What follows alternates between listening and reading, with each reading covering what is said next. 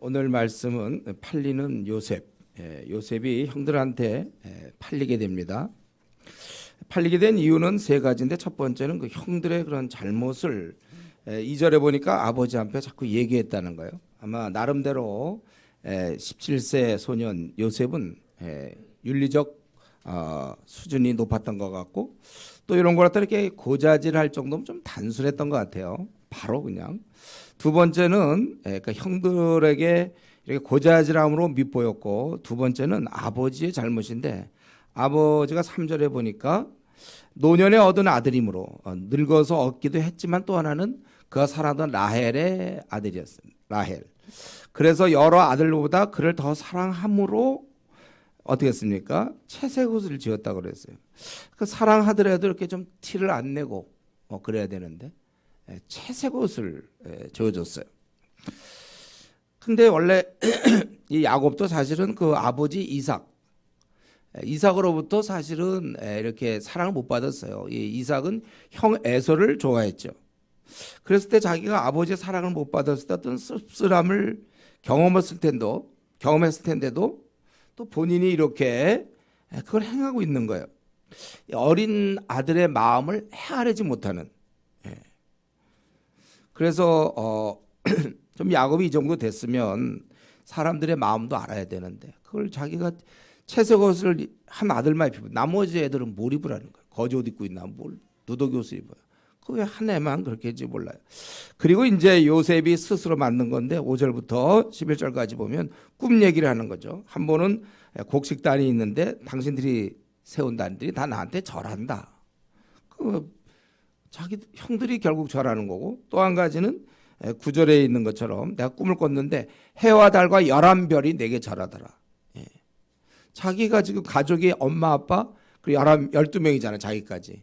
근데 해와 달과 그 11별 자기를 빼고 절합니다 이렇게 얘기하니까, 10절에 그 해석은 바로, 이건 뭐 꼭 부채도사 아니어도 딱 들으면 이거 알지 않겠습니까? 그러면 엄마 아빠가 다 너한테 절하고 형들이 절하냐?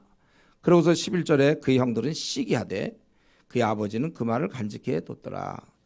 그러니까 요셉은 두 가지의 그런 것을 받고 자랐는데, 하나는 아버지로부터 사랑이요, 형으로부터의 미움, 이 두 가지를 이제 받고 자란 것입니다. 야곱은 어떻게 어리석게도 한 아들을 편애하기 때문에 결국 이것 때문에 결국 아들을 거의 20년 동안 못 보게 되는 이제 그런 일을 당하게 되는 것이죠. 또 요셉은 좀 가만히 있으면 좋겠는데, 여기에다 또 꿈 이야기를, 원래 이런 건 안 하는 거예요. 속으로 품고 있거나. 근데 단순한 거겠죠. 17세 소년, 뭐 아직 어리니까 이런 얘기 할 때 사람들이 어떻게 생각할지는 모르고 그냥 이러면서 아직 그 요셉은 꿈을 꿨지만 꿈을 이룰 만한 인격은 아직 아니었던 것 같아요. 그래서 그에게는 시련이 이제 시작되는 겁니다. 그래서 하나님은 꿈도 주셨지만 시련도 주심으로 그의 인격을 완성시키는 거예요. 그래서 이러한 요셉이 이제 팔리게 되는데, 그 12절부터 28절까지가 팔리게 되는 과정이 보이죠. 13절에 보니까 요셉이 그 아버지가 형들 저 양을 치고 있는데 한번 가라 그랬더니 그 말 그리하겠습니다 이렇게 순종을 했어요.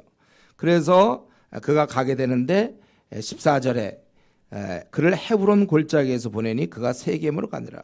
헤브론은 예루살렘 남쪽에 한 30km, 35km 정도 떨어진 곳에 있고, 또 세겜은 예루살렘 북쪽에 한 48km 정도 떨어진 거리입니다. 그래서 이제 거길 갔는데 형이 그 사이에 옮겼어요.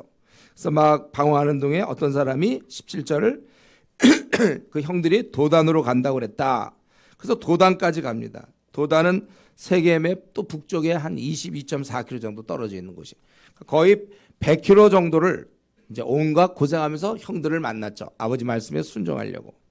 그래서 이제 가까이 가는데 18절에 그가 채색 옷을 입었기 때문에 금방 눈에 띄었나 봐요.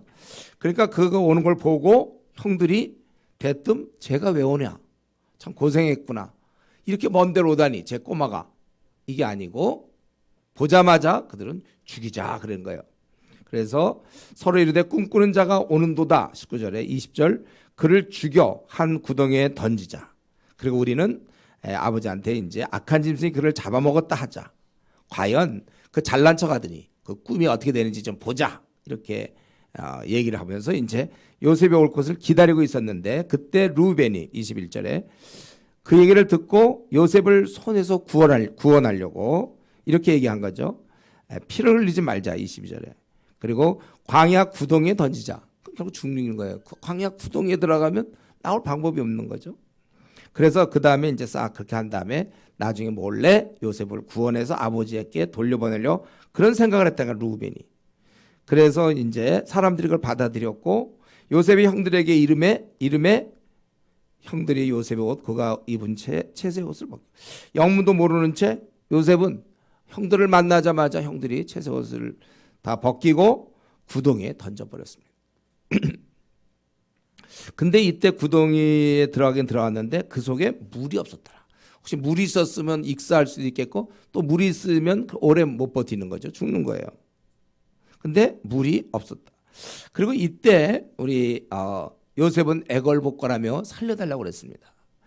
이것은 성경에 여기는 안 나오지만 42장 21절에 보면 그때 자기 형들이 이제 그때 우리 아우가 애걸할 때 우리가 듣지 않았다다 이런 말이 있어요. 그러니까 이때 살려달라고 했을 것입니다. 그러나 이제 이렇게 집어넣은 것이죠. 그리고 그들이 음식을 먹다가 가만히 보니까 멀리서 이스마엘 사람들이 이렇게 오고 있더라는 것이죠. 그들은 장사였습니다. 이럴 때 유다가 제안하기를 그 죽여본들 뭐가 유익하겠느냐. 손을 대지 말자. 우리 동생 아니냐. 그래서 손에 대지 말고 팔자 그랬어요. 그때 미디안 사람들이 그러니까 이때 미디안 상인들이 이 이스마엘 무리와 함께 했던 걸 우리가 알 수 있죠. 그들이 이제 지나가고 있는 이제 형들이 요셉을 구덩이에서 끌어내리고 혼자는 올라올 수 없었지만 형들이 도와줘서 그럼 올라와서 결국 은 20에 팔았다고 그랬어요. 원래 보통 종 한 사람은 30개입니다. 30. 근데 우리 20. 그보다 아직 소년이 돼서 아직 어렸던 것 같으니까 가격이 많이 안 나가고 그래서 20으로 그렇게 했어요. 이 장면에서 우리 요셉은 지금 죽음에 직면했죠. 자신의 운명은 전적으로 자기를 미워하는 형들에 의해서 결정나게 되었습니다. 이때 그가 구덩이에 들어갈 때 채색옷을 벗기고 구덩이에 들어갈 때 그는 아무런 방법이 없어요. 애걸하는 것 외에는. 그는 집어넣어졌고 아무리 그의 아버지가 그를 사랑한다 하더라도 아버지가 아무리 그를 사랑해도 그것은 소용이 없는 것입니다. 이것은 형들이 결정하는 거예요. 형들에 의해서 결정되는 것입니다. 근데 이제 우리는 여기서 이게 형들에 의해서 다 결정되는 것 같고 요셉은 아무것도 할 수 없는 것 같지만 이때 하나님의 그 세심한 손길을 우리가 하나님의 그런 개입을 우리가 알 수 있습니다. 첫 번째 그 바로 구덩이에 던졌지만 물이 없었다. 보통 구덩이에 물이 이렇게 차게 되는데 어떻게 물이 없었다는 거예요. 그리고 이제 두 번째는 루벤의 그 의견, 죽이지 말자는 의견을 굉장히 미워하던 이들은 죽이고 싶었지만 그걸 받아들였고 세 번째로 유다가 죽여서 뭐 하겠냐 팔자 또 그 의견이 받아들여졌다는 거예요. 그리고 무엇보다 이 적당한 때 또 상인들이 나타났다는 것입니다. 우리는 이런 것을 좀 바라보면서 우리 하나님께서는 우리가 저와 여러분이 역경을 당하는 거 고난 당하는 거 그것을 우리가 허용해요. 우리 하나님께서는. 그러나 우리가 감당할 시험밖에 당한 것이 없다. 우리는 이런 감당할 수 있는 최소한을 남겨놓는단 말이에요. 그것 없으면 우리는 견딜 수가 없죠. 만약에 구덩이에 들어갔는데 물이 있었다. 그러면 잠시 퍼덕퍼덕 하다가 죽는 거야 거기서. 또 루벤이 그러지 말고 살려주자 그랬을 때 안 된다. 그랬으면 또 죽는 거죠. 아니면 유다가 그 팔자 그럴 때 뭘 파냐 그냥 놔둬라. 미워하니까 죽게 하려고. 그랬으면 또 소용없는 겁니다. 아니면 이때 또 상인이 나타나지 않으면 그거 마침 상인이 나타나면 상인이 없으면 이런 생각 했겠습니까? 그리고 끝으로 또 상인이 나타났긴 났는데 안 사. 그리고 그냥 갚버리면. 여러분 이게 사실은 이 보이지 않는 하나님의 섭리가 있는 거예요. 여러분도 지금 나름대로 힘들다고 그러지만 살아오면서 그런 어려운 순간들을 이렇게 견뎌서 여기까지 오지 않았습니까? 이게 신기한 일이에요. 우리가 고난 중에 힘든 중에서도 현재 여러분 굉장히 힘든 상태에 있습니까? 여기서도 이 고난만 자꾸 보지 말고 눈이 둘이니까 하나는 고난을 보더라도 현재 상황에 대해서 자꾸 낙심하지 말고 다른 눈으로 여기에 가해지는 하나님의 세심한 배려, 하나님의 도우심의 손길, 이거까지 같이 볼 수 있어야 돼요. 그렇지 않으면 우리는 다 죽어버려요. 우리가 무슨 능력이 있습니까? 우리가 얼마나 연약한 자인데. 우리는 이 고난 중에서라도 하나님의 이런 세심한 손길을 볼 수 있는, 이제 교회 다닌 지 벌써 3년 정도 넘잖아요, 우리가. 예? 그거는 이제 한 1, 2년 될 때는 고난밖에 안 보이지만 이제 우리가 벌써 3년도 됐고 5년도 됐다면 이제는 슬슬 좀 하나님이 베푸시는 그 세심한 그 배려, 사실 고난만 우리에게 절대로 오지 않습니다. 고난 말고도 이 고난은 우리를 이제 하나님께서 바꾸시려고, 우리를 성숙시키기 위한 도구에 불과하고, 그러나 우리가 고난이 너무 세갖고 고주 죽어버리면 어떻게 해요?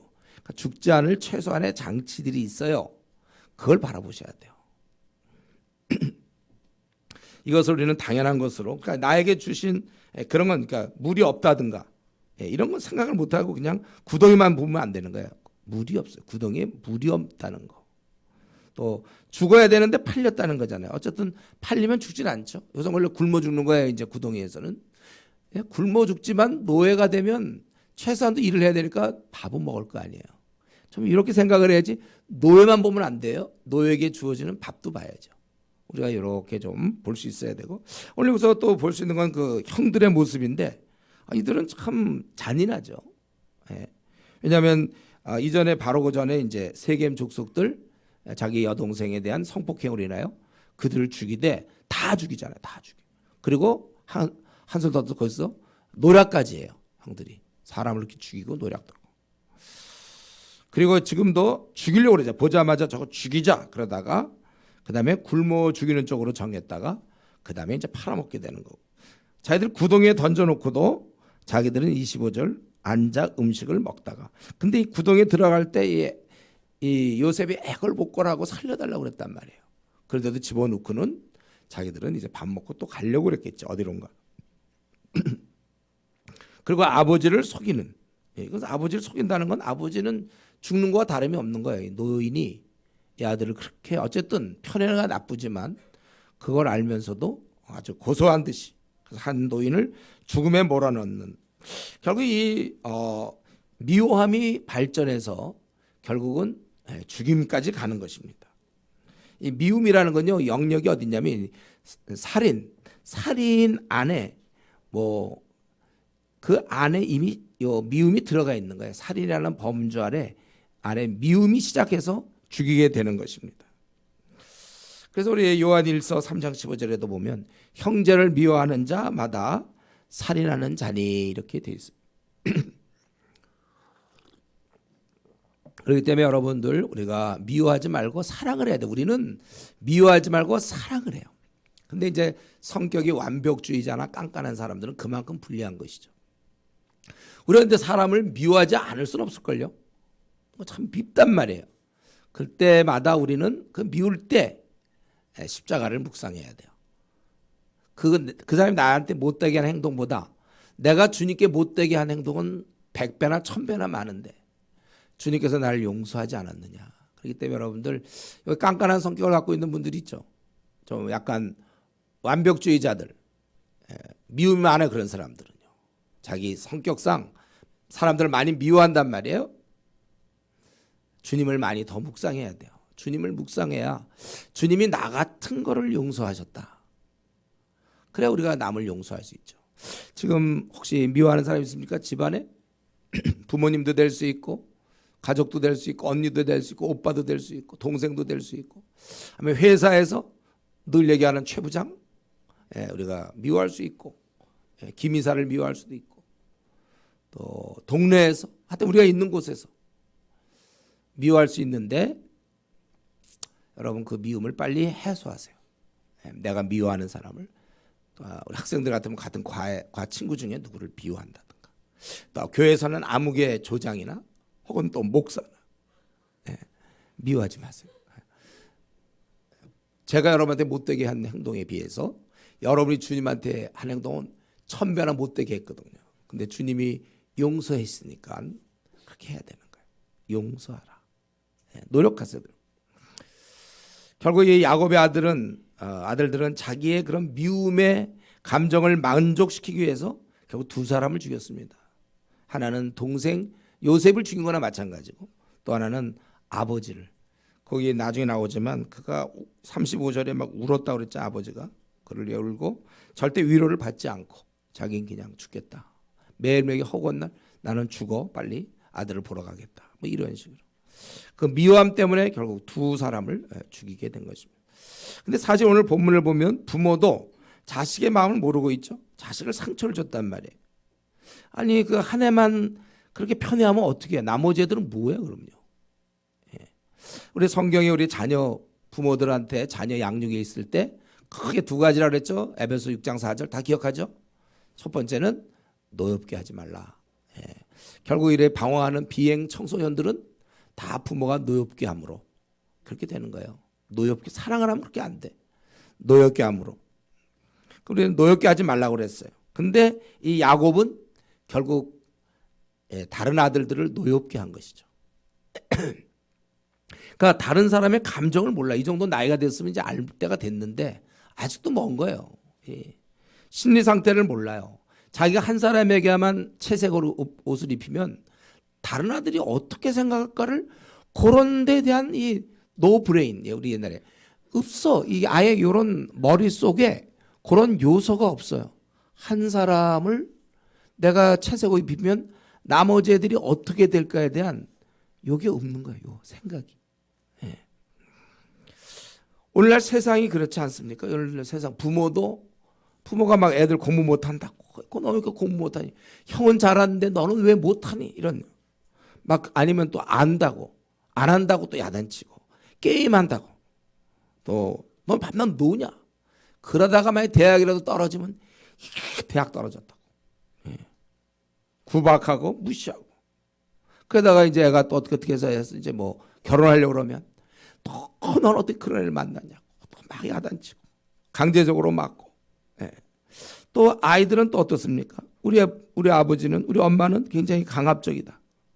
자기는 야단 맞았다고 삐치고 보통 뭐냐면 자녀들의 입장에서는 나를 이해 못한다 그거 아니에요 여러분들? 우리 여기 지금 아직 미혼들 우리 부모는 나를 이해 못한다 그거잖아요. 근데 이거는 원래 고전적인 거예요. 이거는 그 부모도 여러분의 부모도 여러분만 할 때는 또 우리 아버지가 나를 이해 못한다 우리 엄마가 나를 이해 못한다 그랬고 그러면 여러분의 그 할아버지도 마찬가지야. 할아버지 증조 할아버지한테 나를 이해 못한다고 항상 그러는 거예요. 그게 원래 이제 그렇게 나오는 것이죠. 부부간에도 마찬가지예요. 남편이 우리 어떤 뉴스 같은 데 보면은 혼수적게 해왔다고 막 아내를 구박하는 그런 남편도 있어요. 또 아니면 결혼해서 친정에 자꾸 문제를 자꾸 얘기해. 친정을 무시하고 자기는 막 또 술 먹고 들어온다든가 그리고 아내 생일을 기억 안 하고 자녀 생일 절대로 기억 안 하고 조심성 있게 아내를 다뤄야 되잖아요. 여자는 더 연약한 그릇이다. 근데 막 돌 짚고 난리는 거죠. 돌 짚고. 또 근데 아내도 마찬가지. 아내도 또 남편 보고 왜 게으르냐 또는 무능력하다고 혹은 돈 적게 벌어온다고. 그래서 아내가 순종하지 않아 남편에게. 이는 뭐 이러면서. 순종을 하라 했죠 성경에. 남편이 한 말씀 하면 바로 순종을 하지 뭘 덤빕니까? 덤빈단 말이에요. 때로는 무시하고 아니면 이제 애들이 크면 애들과 편먹고서 아빠를 왕따시키는 거예요. 많아요. 이런 집안들 많습니다. 그래서 서로 막 그냥 돌직구를 날리는 거예요. 요셉이야 그때는 어릴 때니까 이렇게 돌직구가 저런 고자질 이거 사실 하면 안 되는데 가서 이랬다고 가서 아버지한테 얘기하고 자기 꿈 얘기 좋다고 얘기하고 아직 이때는 어릴 때니까 그렇잖아. 나중에 근데 어땠습니까? 이 요셉이 나중에 어땠어요? 총리 돼갖고 그때 모습을 보세요. 그때 보면은 참 아주 세심하게 하나하나를 처리하는 게 주도 면밀하게 바뀌지 않습니까? 여러분 지금 우리가 어릴 때 한 15살 뭐 이럴 때 여러분들 돌직구 날리는 건 이해가 돼요. 근데 아직도 돌직구 날리는 사람들이 있어요. 돌직구. 한국 교회가 그렇잖아요. 특별히 여전도에. 남전대는 뭐 해당처 일도 안 하니까 뭐 날릴 일도 없는데 여전대는 다 불타오르거든. 뜨겁게 주를 향한 뜨거운 마음으로 여성도들이 모여갖고 감정은 많이 개발됐겠다. 모여가지고 그냥 회장 회장 뭐 총무 거기 뭐 회계 부회계 다 놓고 그냥 서로 돌직구 날리는 거예요. 나이가 그 정도 되면 이제 돌직구는 좀 피해야 되는 거 아닙니까? 이 성숙이 안 돼가지고 그냥 돌직구 상대방이 무슨 이걸 들을 때 어떤 느낌을 받을 거라고 생각을 해본 적이 없어요. 예. 지금까지 교회 생활 막 40년, 50년, 60년을 해도 생각을 해본 적 다른 사람이 내가 이런 표정이나 이런 말을 할 때 어떤 느낌이 들까를 단 한 번도 요 머릿속에 그 많은 생각들 속에 그런 앱이 안 깔려 있는 거죠. 그걸 이해할 수 있는 앱이 안 깔려 있어요. 도저히 몰라. 내가 이런 말 하면 상대방이 그걸 어떻게 생각할까를 아예 관심이 없거나 아예 생각. 이에 비해서 바울 사도는 여러 사람에게 여러 모양이 되었고 또 우리로 하여금 항상 섬길 수 있다고 섬기라. 언어 폭력을 행하면 안 되는 거예요. 막 언어 폭력을 남편한테 막 날린단 말이에요. 또 남편도 막 애들한테 날리고. 우리가 이런 면에서 좀 성숙해야 되는데 오늘 본문에서 보면 요셉이 돌직구 확실합니다. 이건 돌직구 맞아요.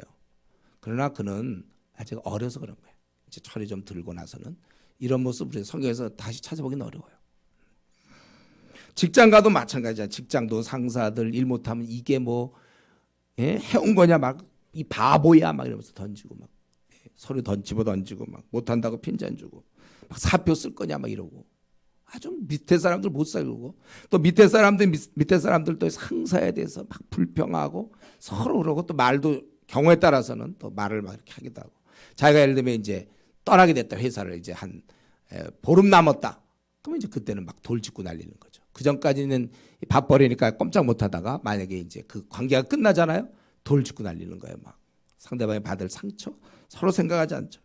교회도 마찬가지. 교회도 목사가 성도들을 막 돌보지 않고 자기 몸만 돌보고 막 이렇게 배려하지 않고 그럴 수 있겠고 또 성도는 목사를 비방할 수 있고 또 불평할 수 있는 것이고 교회 당회가 있으면 서로 의견으로 싸울 수 있고 또 조장과 조언 간에도 이렇게 서로들 얘기할 수 있고 정치판이 그거 아닙니까? 정치판은 정말 바로 옆에다 놓고 막 비방하고 그러더라고요. 완전히 서로 돌직구 날리고 그리고 이제 보면은 권모 술수를 해서 상대방이 좀 어떤 마음을 가질까 이해하지 않고 제거하려고 항상 그러는 것입니다. 우리 이 미움이라는 거 이거는 결국 사람을 죽이게 되는 거예요. 발전하면 미움은 죽음의 시작이고 그래서 우리는 이 미움을 십자가 앞에서 제거해야 돼요. 그렇지 않으면 우리는 안 되는 겁니다. 나중에 자기가 죽는 거예요. 그리고 우리가 평소에 이 배려란 말 참 좋죠. 그러니까 평소에 자꾸 돌직구 날릴 생각하지 말고 배려를 하세요. 상대방을. 왜 다 사람이 다 자기와 같겠습니까? 다 다른데 더불어 살아야죠. 우리가 여러 사람에게 여러 모양. 바울 사도는 이게 성숙한 모습. 성숙하니까. 우리가 그 눈높이를 한다고 그랬잖아요. 엄마가 자녀 키울 때 부모가 자기 기준에 딱 맞춰서 하면 애 다 죽어요. 어리면 어린 대로 쟤는 이런 걸 갖고 싶고 우리가 볼 때 유치하잖아요. 유치함. 그 유치함에 맞춰줘야지.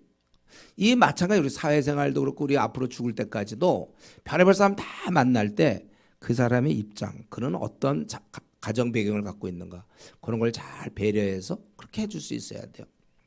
이제 팔린 다음에 어떻게 됐습니까?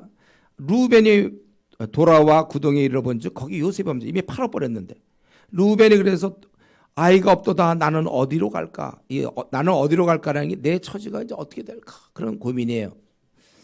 루벤이 돌아왔다는데 어디 갔다 왔는지 모르겠어요. 루벤은 다들 있는데 어디를 갔다 와가지고 지금 성경 그건 안 나왔죠. 어디 갔다 왔다고. 하여튼 돌아와서 어디 갔다 왔는지 모르겠는데 그 보니까 요셉이 없거든. 이 중차대할 때 좀 버티고 있어야지 없어져 갖고 그래서 팔아버리니까 자기는 너무 고통받는 거죠. 그리고 이제 형들은 어떻게 했습니까? 작업을 하고 있는 것이죠. 옷을 가져다가 수렴소를 죽여 그 옷을 피해 적시고 그의 채색의 옷을 보내며 그의 아버지에게 가져가서 이르기를 우리가 이것을 발견하였으니 아버지 아들의 옷인가 보소서. 간사하게 말이죠. 다 알면서 뭘 봐야 지들이 다 한 건데. 이 형들이 지금 쓴 물건이 뭐예요? 옷하고 수렴소. 이거 어디서 많이 봤죠? 네, 야곱이 자기 아버지 속일 때 썼던 도구들 아닙니까? 형의 옷을 가져오고 또 염소를 잡아가지고 하고 말이죠. 그걸 또 그 털을 갖다가 자기 팔뚝에 쓰고 똑같이 옷과 그 수염소 그대로 이게 당하네 보니까. 그 야곱이 그래서 그걸 보고 그 뭐 금방 알아보죠 그것을. 그러고서는 악한 짐승이 그를 잡아먹었도다. 요셉이 분명히 찢겼도다 하고 자기 옷을 찢고 굵은 배로 허리를 묶고 오래도록 이 기간이 결국은 거의 뭐 20년이 될지 모르겠어요. 이제 나중에 그 요셉을 만나야 되니까 거의 한 20년 이상 돼. 하여튼 오래도록 그의 아들을 위하여 애통하니 모든 자녀가 유료하대. 뭘 지들이 유료합니까? 지들은 다 알면서 그 위로를 받지 아니하고 나는 죽겠다. 난 죽었으면 좋겠다. 그리고 그를 위하여 울었더라. 이렇게 돼 있어요. 야곱이 참으로 슬퍼했습니다. 이 속이는 건 참 이렇게 나쁜 거예요. 한 사람을 완전히 죽인 거예요. 이 노인의 소망이 뭡니까? 지금 요셉에 대한 건데 요셉이 죽었으니까 더 이상 소망이 없는 거예요. 울 수밖에 없고 자기는 죽었으면 좋겠다. 스올에 내려가면 좋겠다. 식물인간처럼 그는 살았지만 이미 죽은 거야. 이 순간에. 이 거짓말로 인하여 한 사람을 죽음으로 내몬 것입니다. 여러분 제가 늘 얘기하지만 우리 성도들은 거짓말을 하면 안 돼요. 여러분들 거짓말하지 마세요. 둘러대지 말고 반 거짓말하지 말고 있는 그대로 이렇게 자꾸 거짓말 하나요? 자기는 거짓말을 하지만 다 드러나게 되는 거고. 그리고 우리도 다들 우리는 서로 거짓말 구단으로 태어날 때 거짓말 구단으로 태어난다고 그랬잖아요. 그래서 상대방이 좀 거짓말한다는 걸 대충 알아요. 우리는 둘러대고 있구나. 이거를 안 되니까요. 그러니까 거짓말하는 사람 자기가 자기 속는 거예요. 자기는 지금 거짓말을 그럴듯하게 했어요. 맞아요. 환경상 맞는데 상대방은 누굽니까? 거짓말 프로 구단이라니까요. 우린 정말 여기 다 거짓말 프로 구단들이 앉아 있는데 그 앞에서 얕은 수 써봐야 그 모를 사람은 어디 있습니까? 여러분 진심으로 여러분 이 말을 명심하세요. 내가 거짓말 시키는 순간 둘러대는 순간 말이 맞아요. 말이 맞아요. 알아요. 근데도 상대방은 이 사람이 마음이 없구나. 이건 안 되니까요. 저 이번에 어쩌서 뭐 빠져야 되겠습니다. 알아요. 빠질만 해요. 근데도 그 속에 있는 그 속생각을 읽고 있다니까요. 우리가 다 거짓말 구단으로 태어났어요. 부부 사이도 그렇고 부모와 자식 사이도 그래요. 거짓말 구단. 그렇기 때문에 우리는 그리고 성경이 일단 거짓말하지 말라고 그랬잖아요. 왜 자꾸 둘러댑니까? 자기의 필요한 거를 관철시키기 위해서 왜 자꾸 다른 여러 가지 그 많은 팩터 중에 왜 하필 그 팩터만 가지고 얘기를 하나요? 알고 있다니까 사람들이. 이거 남편이 얘기해 줘야 돼. 아내한테. 당신은 그러지 말라고. 또 아내가 얘기해 줘야 돼요. 아내가 남편한테 그러지 마세요. 또 자녀가 부모한테 아버지 거짓말 좀 하지 마세요. 둘러대지 마세요. 또 부모가 자녀한테 너 왜 이렇게 자꾸 둘러대냐. 사랑하는 사람끼리 참된 것을 얘기해 줘야 돼요. 그저 못 고쳐 이거. 하나님의 특별한 은혜가 있어야 됩니다. 이런 거짓말 속이는 게 선수들 다들 아주 선수들이야 선수들. 여기 거짓말 무슨 선수들이 지금 모여 있어요 여기서. 그리고 이제 요셉은 결국은 바로의 친위대장, 그것도 한 뭐 친위 소대장 정도 집에 팔리지 않고 대장.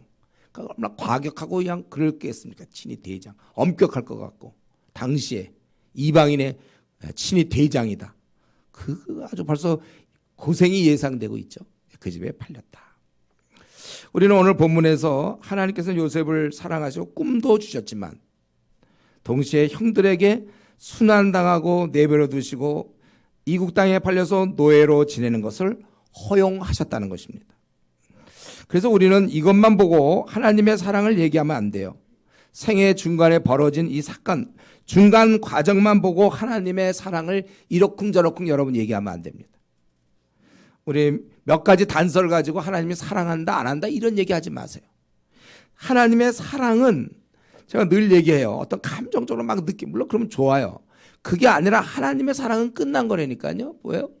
예수님이 십자가에서 우리를 위해서 죽으셨잖아요. 예를 들면 내가 어릴 때 집에서 불이 났어요. 그래서 막 내가 불에 타 죽을 건데 엄마가 들어와서 날 갖다가 끄집어내고 나는 살았고 나는 죽었다. 그리고 엄마는 죽었다고 합시다. 그러면 그 다음 평생 항상 엄마를 기억할 때 엄마는 나를 사랑한다. 이렇게 얘기해야 그 정상이지. 엄마는 나를 사랑할까? 그걸 어떻게 하냔 말이에요. 어떻게 느껴요. 그때 날 위해 죽을 만큼의 그런 모습을 보여줬다면 이제 그걸로 끝나야죠, 여러분. 날 위해서 죽을 만큼 엄마가 이렇게 나를 사랑했구나. 나 하나 살리려고 엄마 죽었구나. 그러면 더 이상 뭘 얘기를 합니까? 사랑하는 엄마에 대해 자꾸 의심하면 안 되는 것처럼 내 신앙생활도 주님이 날 살리기 위해서 십자가에서 죽으셨어요. 사랑의 주님이면 됐지. 그런 사랑의 주님을 놔두고 이제 뭐 결혼이 잘 안 되니까 날 과연 사랑하나. 내가 원하는 대학에 떨어졌으니까 과연 나를 사랑할까. 뭐 병이 걸렸으니까 나를 사랑할까 안 할까.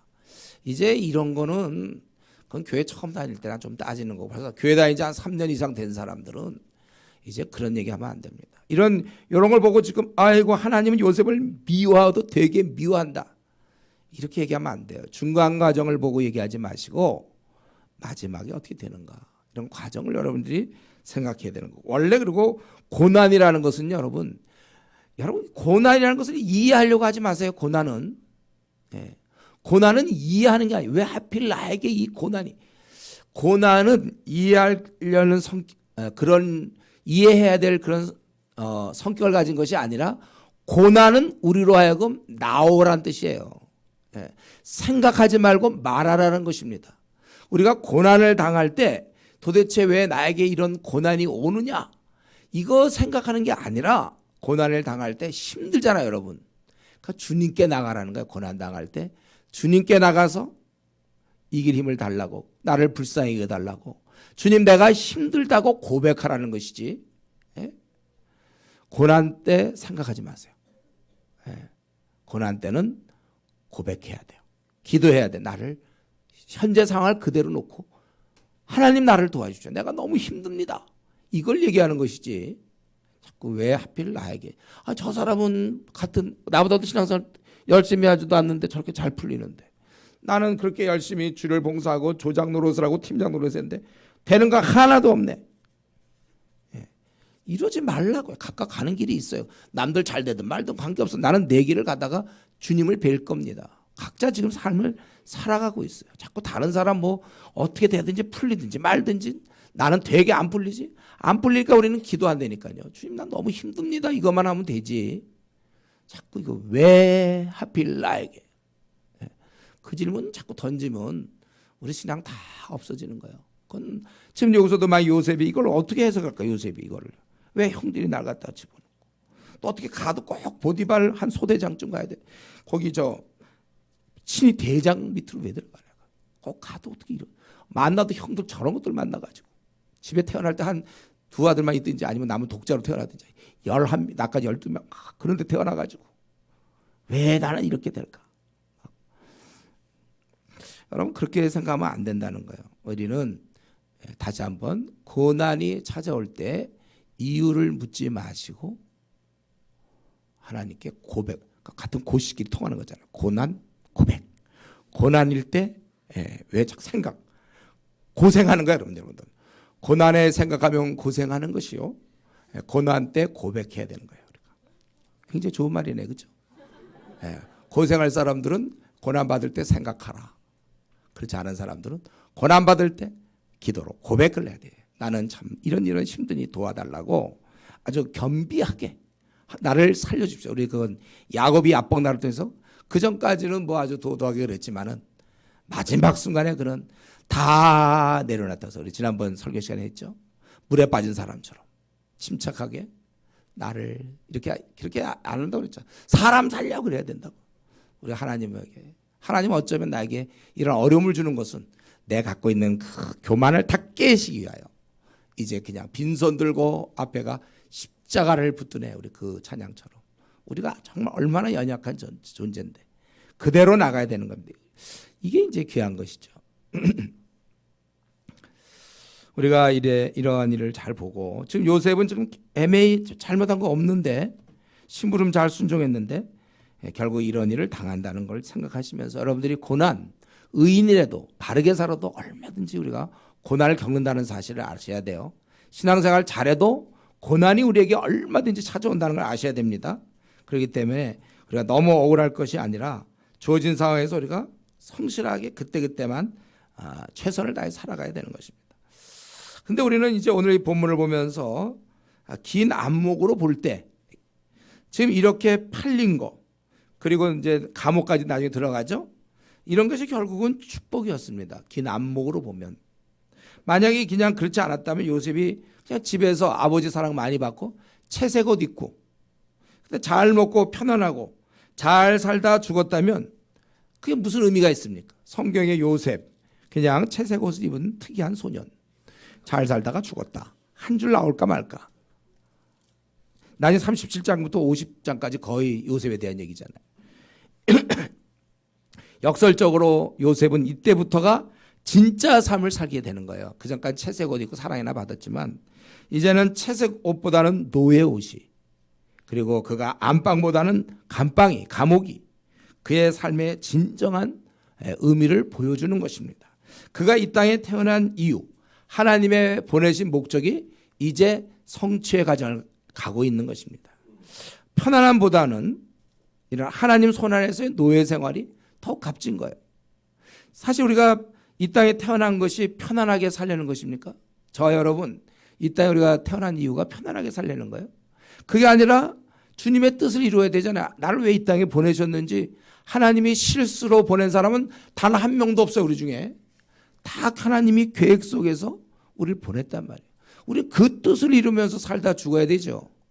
편안하게 사는 게 내 목적입니까? 지금 여러분 현재 살고 있는 걸, 나는 직장 생활하고 내가 뭐 학교 생활하고 나는 지금 무엇을 향해 가고 있는가? 그냥 좀 고생 좀 안 하고 편안하게 사는 게 내 목적이에요? 아니면 고생할지 편할지 그건 모르겠는데 나는 지금 주님의 뜻을 한 발자국 한 발자국 나는 이루어가고 있는가? 우리 스스로에게 질문을 던져보세요. 내가 이 땅에 잘 먹고 잘 살기 위해서 태어났습니까? 아니면 내가 주님의 뜻을 이루기 위해서 태어났습니까? 그렇다면 최근에 요즘 나의 살고 있는 모습은 어느 쪽에 가까운 거예요? 이 땅에서 편안한 삶을 추구하는 거예요? 잘 풀리는 삶을 추구하는 거예요? 아니면 주님의 뜻을 이루는 삶을 우리가 추구하고 있는가? 도대체 나는 지금 뭐 때문에 지금 이렇게 살고 있고 올해도 지금 세월이 다 가고 있죠. 우리가 한 가지 명심할 것은 채색 옷 입고 아버지의 사랑받으면서 편안하게, 그래서 아마 거기다가 또 누구 중매도 잘 써서 결혼도 잘하고 편안하게 살다 죽는 그것이 아니고 하나님 손 안에서의 노예 생활, 또 감옥 생활, 이것이 더 복된 것임을 알아야 된단 말이죠. 이렇게 생각해 볼 때 왜 나는 왜 힘이 없는가? 나는 왜 우울하며 삶의 기쁨과 의욕이 없냐? 고난에 찾아와서요? 그건 아닙니다. 하나님으로부터 멀리 떨어져 있기 때문에 그래요. 우리가 하나님 손 안에 있으면 우리가 이러한 고난과 역경이 와도 그건 좋은 거예요. 그건 축복이에요.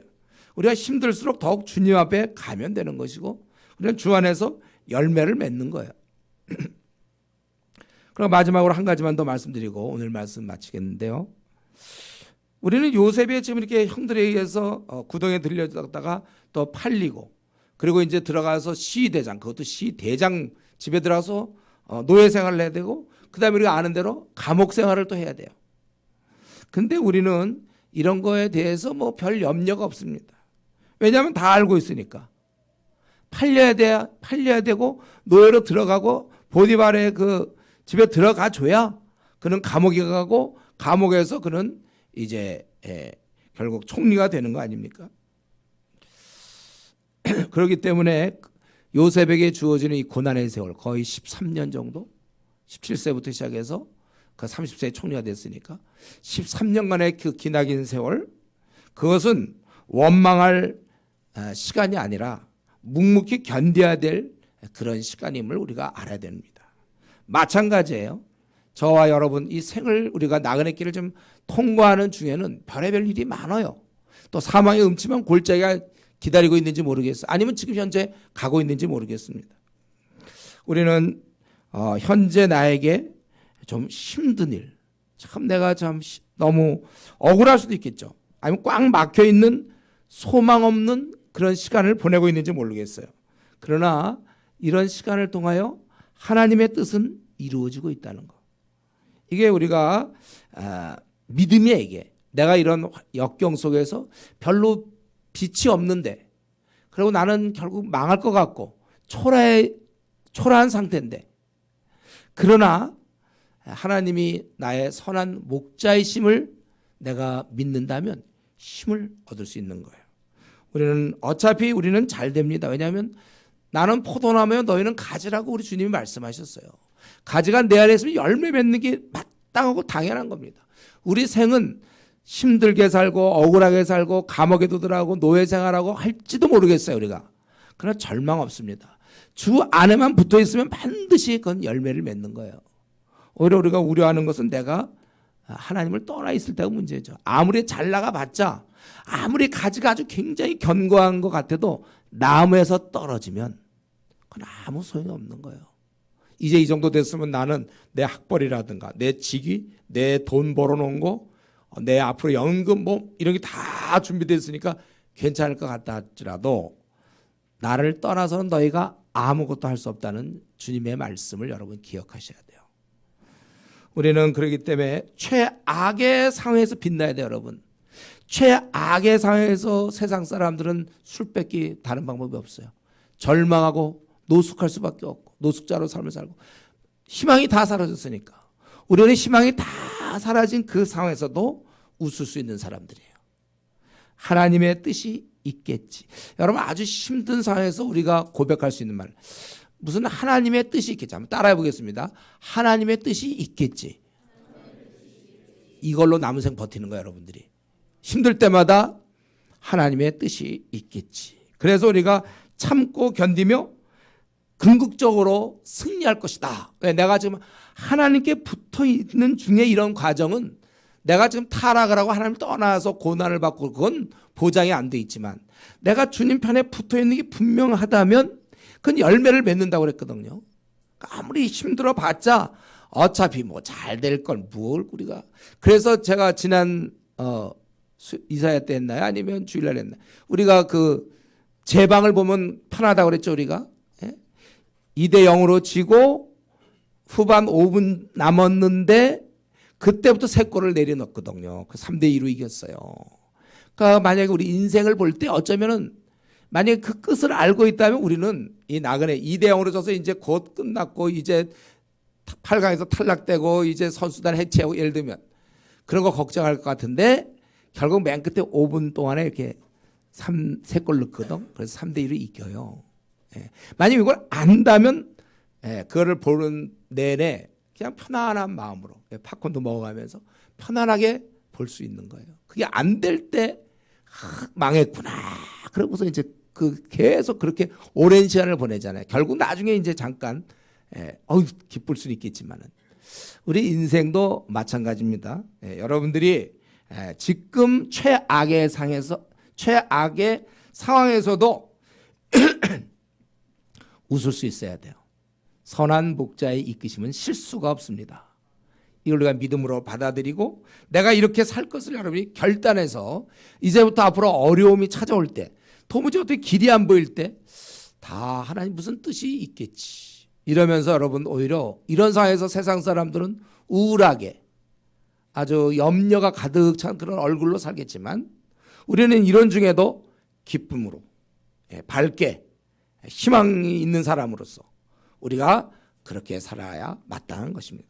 이 시간 우리 같이 한번 기도하겠습니다. 우리 나그네길에서 우리가 울 날은 없습니다. 우리는 항상 즐거워해요.